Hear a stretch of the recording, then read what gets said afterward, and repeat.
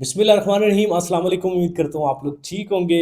2026 में कनाडा का टूरिस्ट या विजिटर वीज़ा या business visa, spouse visa, study visa, कोई भी वीज़ा आप अप्लाई करने के लिए सोच रहे हैं तो उस केस में आपके लिए 2026 में एक ऐसी खुशखबरी है, बल्कि एक नहीं दो तीन अच्छी अपडेट्स हैं जो आईआरसीसी की तरफ से यानी कैनेडियन गवर्नमेंट की तरफ से भी ये अनाउंस की गई है और इसके ऊपर डिस्कशन भी हुई है। कुछ एक्सपर्ट्स राय भी हैं और कनाडा की हिस्ट्री में ये पहली दफ़ा हो रहा है कि कनाडा ने एकदम से दो से तीन बैक टू बैक एक अच्छी न्यूज़ लोगों के लिए दी, एप्लीकेंट्स के लिए दी जो कनाडा आने के लिए सोच रहे थे। पिछले कुछ अरसे में बहुत लोगों को शिकायत थी कि प्रोफाइल अच्छी थी, बैंक स्टेटमेंट में बैलेंस मौजूद था, मेंटेन थी, कुछ लोगों की ट्रैवल हिस्ट्री भी मौजूद थी, फिर भी अजीब किस्म के रिफ्यूज़ल्स देखने को सामने आ रहे थे। यानी एक बेतुकी सी रिफ्यूज़ल मिल रही थी जिसमें 178 179 भी सिस्टमेटिकली लगा दिया जाता था। हर बंदे को एक रिजेक्शन की रीज़न मिलती थी। अब इस हवाले से काफ़ी बड़ी और अच्छी डेवलपमेंट ये सामने आई है कि आईआरसीसी अब ज़्यादा फाइल्स को मैनुअल रिव्यू करेगा, यानी मैनुअली वीज़ा ऑफिसर्स देखा करेंगे। अच्छा, यहाँ पे एक चीज़ मैं क्लियर करता हूँ। अगर पहले भी आप, क्योंकि कनाडा का वीज़ा ना दो तरीके से अप्लाई होता है, या आईआरसीसी के थ्रू या जीसीकी के थ्रू। जीसीकी पुराना मेथड है, आईआरसीसी एक नया मेथड है। आईआरसीसी में मोस्टली आपके रोबोट्स आपको डिसीजन देते हैं, जबकि जीसीकी में आपको मोस्टली मैनुअल आपकी एप्लीकेशन जो होती हैं वो रिव्यू की जाती हैं ऑफिसर्स के सामने। तो अगर आप एक ऐसे बंदे हैं जो पहली दफ़ा कनाडा विजिटर वीज़ा अप्लाई कर रहे हैं, फिर जीसीकी की तरफ आपको जाना चाहिए क्योंकि वहाँ पे अपनी प्रोफाइल को ज़्यादा एक्सप्लेन कर सकते हैं आप, जबकि आईआरसीसी में आपको अपनी प्रोफाइल को बहुत ज़्यादा एक्सप्लेन करने की जो है ना वो ऑप्शंस नहीं मिलते। तो डिपेंड करता है, वैसे आपकी मर्जी है। दोनों, ऐसा नहीं है कि जीसीकी में बहुत ज़्यादा अप्रूवल्स है, आईआरसीसी में नहीं है। दोनों पोर्टल्स अच्छे हैं, दोनों पे बस प्रोफाइल टू प्रोफाइल डिपेंड करता है, वेरी करता है कि आपकी प्रोफाइल में क्या है। अगर आपको लगता है मेरी ऐसी प्रोफाइल है जिसमें मुझे बहुत सारी चीज़ें एक्सप्लेन करनी चाहिए, फिर आप जीसीकी के जरिए अप्लाई करें। अगर आपको लगता है नहीं मेरी प्रोफाइल ठीक है, मुझे वीज़ा मिल सकता है, तो फिर आप आईआरसीसी के थ्रू प्रोसेस करें। लेकिन कैनेडियन इमिग्रेशन या कैनेडियन गवर्नमेंट ने ये अनाउंस नहीं किया कि आप आईआरसीसी के ज़रिए करेंगे तो ये होगा, जीसीकी के ज़रिए करेंगे तो ये होगा। ये आपको एक मैंने फैक्ट बताया है। अब बाकी कैनेडियन इमिग्रेशन ये कहती है या कैनेडियन गवर्नमेंट ने भी ये अनाउंसमेंट की है, डिस्कशंस हुई हैं कि अब मोस्टली फाइल्स मैनुअल रिव्यू की जाए करेंगी रोबोटिक सिस्टम के ज़रिए। जैसे ऑटोमेटिकली एक रिफ्यूज़ल मिल जाती थी, उससे अवॉइड किया जाएगा। अब इस पे कितना अमल दरामद होता है ये ऑब्वियसली कुछ एप्लीकेशंस हम भी करेंगे, आप भी करेंगे और लोगों को आहिस्ता आहिस्ता आइडिया हो जाएगा। इमिग्रेशन रिपोर्ट्स और डिस्कशंस के मुताबिक पहले कुछ एप्लीकेशंस में ऑटोमेटेड एआई सिस्टम और रिस्क टूल्स इस्तेमाल हो रहे थे, जिसकी वजह से कई जेन्युइन ट्रैवलर्स को भी प्रॉपर ह्यूमन रिव्यू के बगैर ऑटोमेटिक एआई रिफ्यूजल्स का सामना करना पड़ता था। अब नई तब्दीलियों के बाद ज़्यादातर एप्लीकेशंस को जो इमिग्रेशन ऑफिसर है वो मैनुअल रिव्यू किया करेंगे।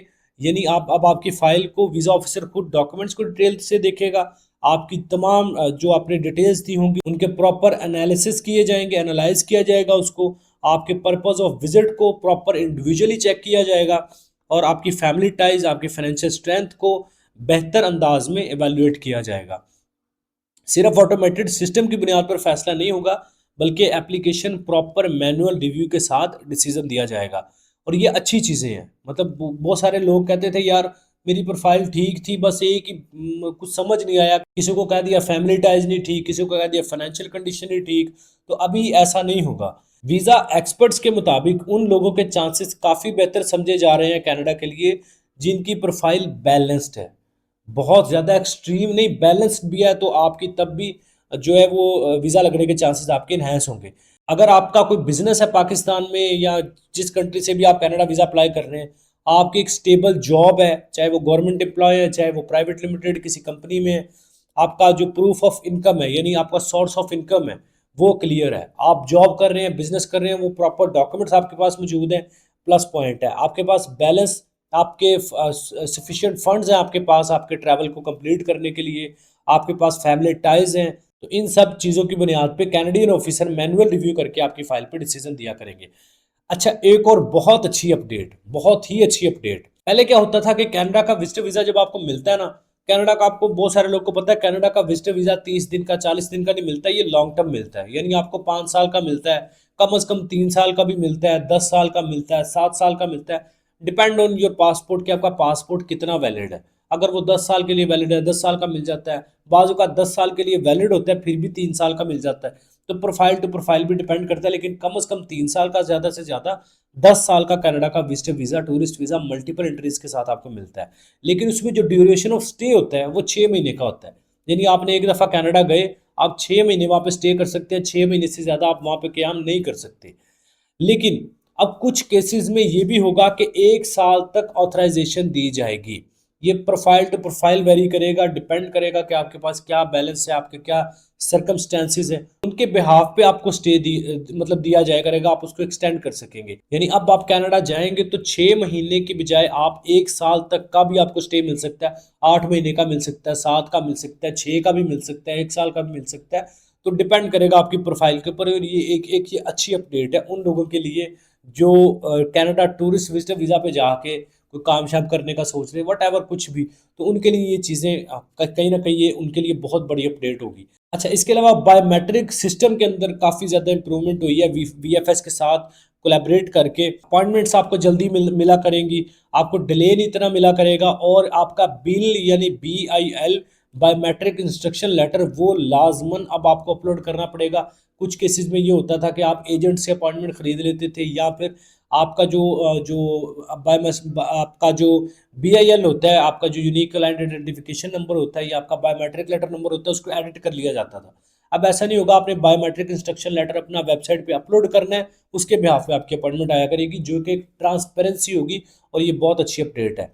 प्रोसेसिंग भी आपकी स्मूथ हो जाएगी। अपॉइंटमेंट को लेके ये मसले मसाइल भी आपके सॉल्व हो जाएंगे, आपको किसी से अपॉइंटमेंट खरीदने की जरूरत नहीं पड़ेगी। अच्छा, एक चीज पे IRCC ने स्पेसिफिकली मेंशन किया है, वो क्या है कि फेक एजेंट से आपने होशियार रहना है। वो कैसे? IRCC ने पहले भी एक वार्निंग दी थी, और ये दूसरी वार्निंग IRCC की तरफ से दी गई है कि वीजा गारंटी होगी, 100% होगा, या एम्बेसी सेटिंग होगी, या इनसाइड अप्रूवल होगी, यानी कि आपको बाहर बाहर से खाते से हम अप्रूवल करवा देंगे। बहुत सारे एजेंट्स बैठे हुए हैं।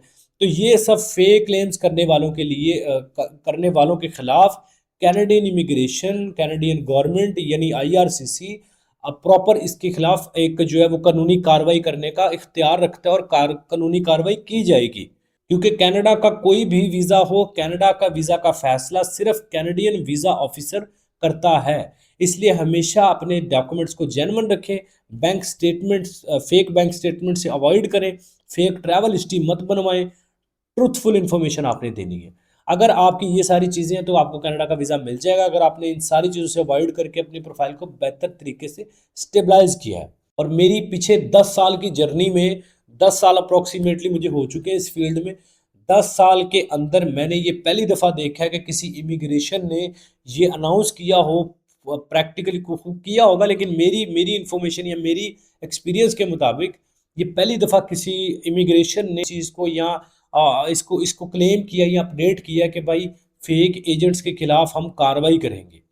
कभी भी किसी भी इमिग्रेशन ने, इवन यूरोप, ऑस्ट्रेलिया, USA, किसी भी कंट्री ने या किसी भी इमिग्रेशन ने आज तक ये अनाउंसमेंट नहीं की जी हम फेक एजेंट्स या फ्रॉडी एजेंट्स जो होते हैं, जो 100% वीज़े दे रहे होते हैं, डन बेस दे रहे होते हैं, कंफर्म वीज़े दे रहे होते हैं, या कह रहे होते हैं सेटिंग है हमारी एम्बेसी में, आपको इनसाइड अप्रूवल करवा देंगे, उनके खिलाफ जो है वो कार्रवाई करने का हक है। और कैनेडियन इमिग्रेशन कहती है हम उनके खिलाफ कार्रवाई करेंगे भी।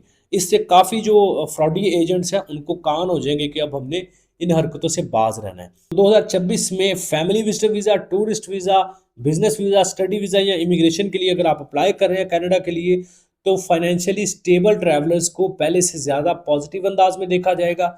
और अगर आपकी जेन्युइन प्रोफाइल है, बैलेंस है, तो कनाडा विजिटर वीज़ा अप्लाई करने के लिए काफ़ी अच्छा और पॉजिटिव आपको टाइम समझा जा रहा है, या पॉजिटिव पीरियड चल रहा है जिसमें आपको अप्लाई करना चाहिए। तो ये कुछ अपडेट्स थी कनाडा टूरिस्ट विजिटर वीज़ा को लेके। अब बात ये है कि देखें कनाडा टूरिस्ट विजिटर वीज़ा किसको अप्लाई करना चाहिए? दो बंदों को। अगर आप एक ऐसे बंदे हैं जिसके फैमिली टाइज हैं, फैमिली टाइज से मुराद ये होता है कि आपके बहन भाई, आपके माँ बाप, आपकी बीवी है, आपके बच्चे हैं, ये अगर पाकिस्तान में मौजूद है तो फिर आपको Canada tourist visitor visa apply करना है। कुछ लोगों की फैमिलीज यूरोप में होती हैं, कुछ लोगों की कहीं होती हैं, वो बंदे बिल्कुल अवॉइड करें। आपकी फैमिली टाइज नहीं है, आपके बहन भाई, माँ बाप, पेरेंट्स, आपके बीवी बच्चे अगर पाकिस्तान में नहीं है तो फिर आप कनाडा विजिटर वीज़ा अप्लाई ना करें। पहली चीज़, जिनकी स्टेटमेंट प्रॉपर स्टेबलाइज नहीं है, उन्होंने मेंटेन नहीं की हुई स्टेटमेंट, ना ही उनके पास कोई क्लियर सोर्स ऑफ इनकम है, यानी वो वेले हैं, उनके पास कोई एनटीएन, कोई जॉब डिटेल, कोई बिजनेस डिटेल कुछ भी नहीं है, और वो सोच रहे हैं सिर्फ बैंक स्टेटमेंट मैं दूंगा तो मेरा वीज़ा लग जाएगा। उन बंदों ने भी अवॉइड करना है। और तीसरे नंबर पे जो लोग फेक डॉक्यूमेंट्स लगाना चाह रहे थे, उनको स्ट्रिक्टली मैं यहाँ पे कहूँगा कि अवॉइड करें। कैनेडियन इमिग्रेशन सिर्फ एजेंट्स के खिलाफ नहीं कार्रवाई करेगी, वो आपके ऊपर बैन भी लगाएगी, हो सकता है आपके खिलाफ भी कोई एक्शन लिया जा सके। तो फेक डॉक्यूमेंट से अवॉइड करना आपने। और कनाडा ने अपने पोर्टल को अपडेट भी किया है। पहले आप 4 एमबी का फाइल अपलोड कर सकते थे, अब आप 5 एमबी का फाइल अपलोड कर सकते हैं, और ये बहुत बड़ी अपडेट है। साइज लिमिटेड सा होता था, लेकिन अभी 4 की बजाय 5 एमबी का फाइल आप अपलोड कर सकते हैं, जो कि एक बहुत प्लस पॉइंट है। और इससे पता चलता है कि आईआरसीसी आपको प्रॉपर वीज़ा देने के भी मूड में, और बड़ा अच्छा उन्होंने इस चीज़ पे काम किया हुआ है। अगर आप कनाडा का विजिटर वीज़ा अप्लाई करना चाहते हैं, अभी कनाडा का कह लें कि मूड अच्छा है, या कनाडा, क्योंकि मैं हमेशा रिकमेंड करता हूँ कि आप कनाडा को 50-50 रखा करें। कनाडा का अगर आप पोर्टल देखेंगे ना, तो काफ़ी अपडेट हो चुका है। फाइल का साइज बढ़ा दिया गया, आप एप्लीकेशन फिल करते हैं, आप लेफ्ट साइड पे आपको सॉरी राइट साइड पे आपको आपकी फाइल की सारी डिटेल्स बताई जा रही होती है कि आपके लिए क्या फिल किया, कि पहले ये नहीं था। तो इसका मतलब कैनेडियन इमिग्रेशन ने अगर अपना पोर्टल अपडेट कर दिया वीज़ा अप्लाई करने के लिए, तो ये जो जितने भी उन्होंने अपडेट्स दिए ये भी इंप्लीमेंट हो चुकी होंगी। लेकिन फिर भी वी डोंट नो, अभी हमने इन अपडेट्स के बाद कोई वीज़ा अप्लाई नहीं किया। ये रिसेंट कोई 2-4 दिन पहले अपडेट्स आई हैं। इन अपडेट्स के बाद हमने कोई वीज़ा फिलहाल अप्लाई नहीं किया, क्योंकि 3-4 दिन में हमने कोई एप्लीकेशन नहीं की। अब हम तकरीबन को 5 से 6 एप्लीकेशन हमारे पास है कनाडा की, हमने वो प्रोसेस करनी है। वो प्रोसेस करेंगे, देखेंगे उनके क्या रिजल्ट्स आते हैं, फिर हम आपको एक और वीडियो बना के बताएंगे कि भाईजान ये वाकई कनाडा ने जो जो बताया ये इम्प्लीमेंट भी हुआ है, या वही पुराना सीन चल रहा है। तो ये हम कुछ एप्लीकेशंस करेंगे, फिर आपको फाइनल डिसीजन देंगे। लेकिन अगर कनाडा ने बताया, तो उम्मीद है कि काफ़ी हद तक ये चीज़ें इन्होंने अपने सिस्टम में अपडेट कर दी होंगी, इम्प्लीमेंट कर दी होंगी, और पॉजिटिव रिजल्ट्स के काफ़ी ज़्यादा चांसेस होंगे इंशाल्लाह। तो अगर आप चाहते हैं कि कनाडा का टूरिस्ट विजिटर वीज़ा हम आपके लिए अप्लाई करें, आपके बिजनेस डॉक्यूमेंट्स नहीं है, आपके जॉब के डॉक्यूमेंट्स नहीं है, आपको बैंक स्टेटमेंट मेंटेन नहीं करनी आती, आपको डॉक्यूमेंट्स पड़े हुए हैं, कन्फ्यूजन है कि यार मैं किस कंट्री का वीज़ा अप्लाई करूं, यूरोप का करूं, कनाडा का करूं, ऑस्ट्रेलिया, न्यूजीलैंड, यूके, किस कंट्री का अप्लाई करूं, या आप अपने डॉक्यूमेंट्स की असेसमेंट करवाना चाहते हैं विदाउट चार्जेस, कोई पैसा नहीं है, कोई हमारी फीस नहीं है डॉक्यूमेंट्स असेसमेंट की। अगर आपने कुछ सर्विस लेनी है उसके चार्जेस हैं। अगर आपने डॉक्यूमेंट्स की असेसमेंट करवानी है फ्री है, कोई 40 यूरो 50 यूरो हमारे चार्जेस नहीं है। आपने अपने डॉक्यूमेंट्स हमें व्हाट्सएप पे शेयर करने हैं, नंबर स्क्रीन पे चल रहे हैं। कॉल नहीं करनी, व्हाट्सएप पे मैसेज करके आपने वेट कर लेना है। कॉल नहीं करनी आपने, मैसेज करें, वॉइस मैसेज, या अपने डॉक्यूमेंट्स भेजें, वॉइस मैसेज करें, और वेट करना है, हमने खुद ही आपको रिस्पॉन्स कर देना है। सैटरडे संडे हमारा ऑफ होता है मोस्टली, मंडे टू फ्राइडे हम अवेलेबल होते हैं व्हाट्सएप पे रिप्लाई करने के लिए, ओवरऑल सर्विसेज के लिए। तो अगर आप अपने डॉक्यूमेंट्स की असेसमेंट करवाना चाहते हैं कि भाई मैं डॉक्यूमेंट्स आपको शेयर करता हूँ, मेरे डॉक्यूमेंट्स देखें, मुझे बताएं मैं किस कंट्री के लिए सूटेबल है मेरी प्रोफाइल। हर बंदा हर कंट्री के लिए नहीं होता। हो सकता है आपने जिद बनाई हो कि जी मैंने इटली जाना है, लेकिन आपकी प्रोफाइल स्पेन के लिए बेटर है। आपने जिद बनाई हो मैंने स्पेन ही जाना है, आपकी प्रोफाइल आइसलैंड के लिए बेहतर हो। आपने जिद बनाई है आइसलैंड जाना है, आपकी प्रोफाइल कनाडा के लिए बेटर हो। यानी वो प्रोफाइल टू प्रोफाइल वेरी करता है कि आपकी प्रोफाइल किस कंट्री के लिए बेटर है, किस कंट्री के साथ सूटेबल है।